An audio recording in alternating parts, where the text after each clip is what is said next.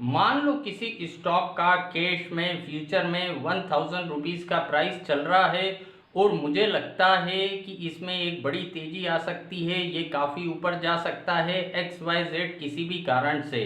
तो अब यहाँ मैं फ्यूचर को बाय करना चाहता हूँ, लेकिन मुझे डर लगता है कि बाय चांस अगर मेरा प्रिडिक्शन फेल हो गया, ये अपोजिट डायरेक्शन में चला गया, तो मुझे एक काफ़ी बड़ा कैपिटल लॉस लग सकता है।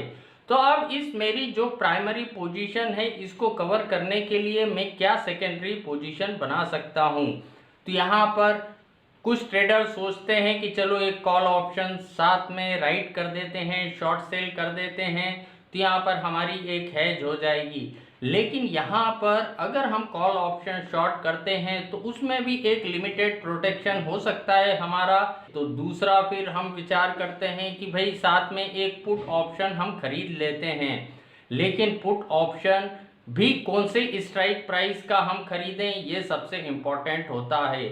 मान लो 1000 रुपीज़ का वो स्टॉक था, 1000 रुपीज़ पर मैंने उसका फ्यूचर बाय कर लिया और 1000 स्ट्राइक प्राइस का ही पुट ऑप्शन का रेट मान लो 30 रुपये का चल रहा था। अब अगर उस पुट को मैं 30 रुपये पर खरीदता हूँ, एटीएम पुट है, तो यहाँ पर जो मेरी रिस्क रहेगी वो एक 30 पॉइंट की रहेगी।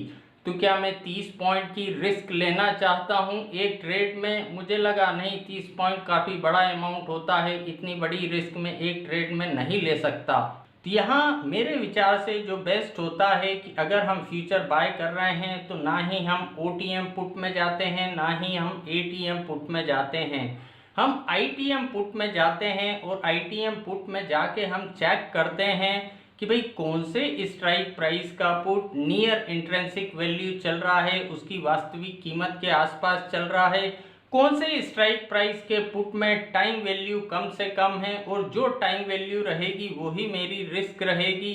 तो यहाँ पर मैं ITM पुट में गया, ITM पुट में जाके मान लो मैंने चेक करा 1010 स्ट्राइक प्राइस के पुट पर गया, उसका प्राइस मान लो यहाँ पर चल रहा था 35 रुपीज़ का। तो यहाँ पर मैंने देखा कि भाई 25 तो इसमें टाइम वैल्यू है और 10 रुपये इंट्रिंसिक वैल्यू है, यानी अगर इस पुट को मैं साथ में बाय करता हूँ तो यहाँ पर मेरी जो रिस्क रहेगी वो एक 25 पॉइंट की रहेगी। मुझे लगा नहीं, 25 पॉइंट भी ज़्यादा है, इतनी रिस्क मैं ले नहीं सकता। तो यहाँ पर हम और deep in the money put में जाते हैं। यहाँ पर मान लो मैं गया 1050 स्ट्राइक प्राइस के पुट की तरफ, और मान लो वो पुट मुझे दिखा 55 रुपये का चल रहा है, 55 रुपये उसकी वैल्यू है। यहाँ पर 50 रुपये तो उसमें इंट्रिंसिक वैल्यू है और टाइम वैल्यू जो है वो सिर्फ 5 रुपये की है। तो अगर इस पुट के साथ मैं कॉम्बिनेशन बनाता हूँ तो इस कॉम्बिनेशन में मेरी जो रिस्क रहेगी वो एक 5 पॉइंट की रहेगी। तो मुझे लगा हाँ 5 पॉइंट की तो रिस्क मैं ले सकता हूँ, क्योंकि मेरी एक पॉसिबिलिटी है कि इस स्टॉक में एक बड़ा मूवमेंट आ सकता है। तो यहाँ पर फ्यूचर के साथ मैंने ITM पुट और ITM पुट उस स्ट्राइक प्राइस का सेलेक्ट करा जिसमें टाइम वैल्यू कम से कम है, और जो टाइम वैल्यू है वही मेरी रिस्क है। एक बात हमें हमेशा दिमाग में रखना चाहिए, पैसा हमारा हमारी मेहनत का रास्ते में पड़ा हुआ कहीं मिला नहीं है। तो यहाँ पर हम कितनी रिस्क लेना चाहते हैं एक ट्रेड में, ये हम डिसाइड करेंगे, ये मार्केट डिसाइड नहीं करेगा कि वो क्या ले जाना चाहता है। तो यहाँ पर अगर हम फ्यूचर बाय करना चाहते हैं तो ITM पुट जिसमें टाइम वैल्यू कम से कम है, जो भी टाइम वैल्यू है वही हमारी रिस्क होती है। और अगर हम फ्यूचर शॉर्ट करना चाहते हैं तो ITM कॉल, उस स्ट्राइक प्राइस का कॉल जिसमें टाइम वैल्यू कम से कम है और वही हमारी रिस्क है।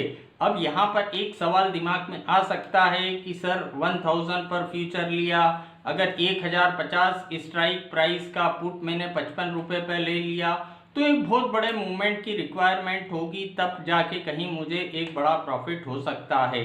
ऐसा नहीं है, अगर स्टॉक 1000 से 1050 तक भी चला गया तो वो जो ITM पुट है वो ATM हो जाएगा, और ATM पुट में ही सबसे ज़्यादा प्रीमियम होता है। उल्टा उसमें एक प्रीमियम जनरेट हो सकता है अगर वो टाइमली 1050 पर चला गया। और ऊपर अगर वो स्टॉक कितना भी जाए तो यहाँ एक अनलिमिटेड रिवॉर्ड की पॉसिबिलिटी है। लेकिन बाय चांस अगर वो नीचे चला जाता है तो जो मेरी 5 रुपए की टाइम वैल्यू थी वही मेरी रिस्क होगी। तो ये एक छोटा सा कॉम्बिनेशन था। हम फ्यूचर के साथ अगर करना चाहते हैं तो उसको प्रोटेक्ट करने के लिए क्या कॉम्बिनेशन क्रिएट कर सकते हैं। यहाँ हेजिंग करने के काफ़ी अलग अलग तरीके होते हैं, काफ़ी अच्छे अच्छे तरीके होते हैं। किसी भी हेजिंग में अगर हम छोटे छोटे एडजस्टमेंट करते चलते हैं तो हम देखेंगे उसके रिटर्न अपने आप में काफ़ी अच्छे निकल के आते हैं। तो आज की वीडियो में इतना ही। अगर ये वीडियो आपको पसंद आया तो वीडियो को लाइक करना ना भूलें। Thank you.